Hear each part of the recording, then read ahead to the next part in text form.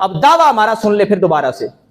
ہمارا دعویٰ یہ ہے کہ نبی کریم صلی اللہ تعالی علیہ وسلم نے رفع یدین نہیں کیا سوائے تکبیر تحریمہ کے، اور جو کیا وہ پہلے کا عمل تھا، بعد میں اس کو منسوخ کر دیا، بعد میں اس طرح نہیں کیا.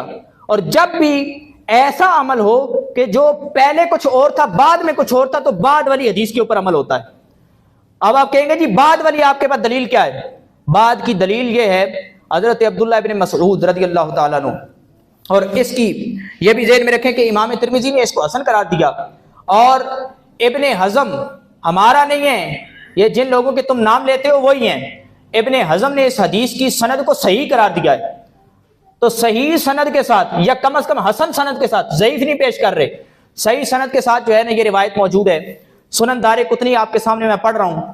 حضرت عبداللہ ابن مسعود رضی اللہ تعالیٰ عنہ روایت کرتے ہیں، کہتے ہیں صلیت مع النبی صلی اللہ علیہ وسلم ومع ابی بکر ومع عمر رضی اللہ عنہما فلم يرفعوا ایدیہم الا عند التکبیرۃ الاولی فی افتتاح الصلاۃ. کہتے ہیں کہ جناب یہ جو روایت ہے حضرت عبداللہ ابن مسعود والی، اب اس پہ کسی محدث نے جو بھی کیا کلام ہم آپ کو بتا رہے ہیں کہ ہم نے حوالے بھی دے دیے صحیح سند کے. اب آپ جانو، آپ کا کام جانے، جس میں صرف یہی نہیں اس کے علاوہ بھی صحیح سند کے ساتھ روایتیں اور بھی موجود ہیں. کیا ہے؟ حضرت عبداللہ ابن مسعود فرماتے ہیں کہ میں نے نبی کریم علیہ الصلوۃ والسلام کے ساتھ بھی نماز پڑھی ہے، میں نے حضرت ابو بکر کے ساتھ بھی نماز پڑھی ہے، میں نے حضرت عمر کے زمانے میں حضرت عمر کے ساتھ بھی نماز پڑھی ہے.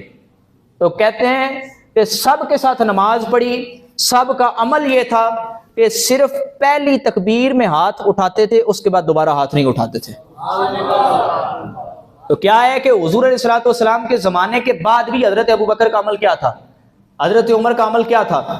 یہ پتہ چلا کہ بھائی بعد میں بھی آگے جو ہے نا وہ معاملات ایسے ہی چلتے رہے. ہم نے تو آپ کے سامنے صحیح سند کے ساتھ پیش کی ہے، اور اس کے آپ کو پوری جو ہے نا توجیہات بھی بیان کی ہیں صحیح سند کے ساتھ. امام مسلم کی شرط کے اوپر صحیح حدیث ہے، اور امام ذیلعی نے بھی اس کو کہا کہ اثر صحیح، یہ اثر صحیح ہے.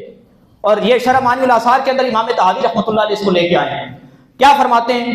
کہتے ہیں کہ حضرت عاصم بن کلیب وہ بیان کرتے ہیں، اور یہاں پہ اب حیدر کرار کی بات ہونے جا رہی ہے، اور اس لیے بات کر رہا ہوں کہ جو کہتے ہیں او جی بعد کا کوئی عمل دکھاؤ، ہم تمہیں بعد کا عمل دکھا رہے ہیں کہ مولا علی کیا کیا کرتے تھے.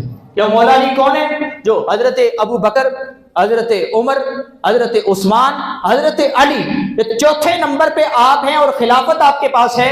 اور یہاں پہ حضرت عاصم بن کلیب آپ بیان کر رہے ہیں، وہ کہتے ہیں کہ ان علی کان یرفع یدیہ فی اول تکبیرۃ من الصلاۃ ثم لا یرفع بعدہ. وہ کہتے ہیں کہ جب نماز شروع کرتے تو نماز کے شروع میں آپ ایک مرتبہ ہاتھ بلند کرتے تھے تکبیر تحریمہ کے وقت، پھر اس کے بعد آپ پوری نماز میں دوبارہ ہاتھ بلند نہیں کرتے تھے. مولا علی پہ بات آ کے ختم کی ہے، تو ہماری گفتگو تو ختم ہی مولا علی پہ آ کے ہو رہی ہے، ہماری ابتدا بھی یہاں سے. تو حب علی والے کون ہیں؟ یہ صرف دعوے ہوتے ہیں.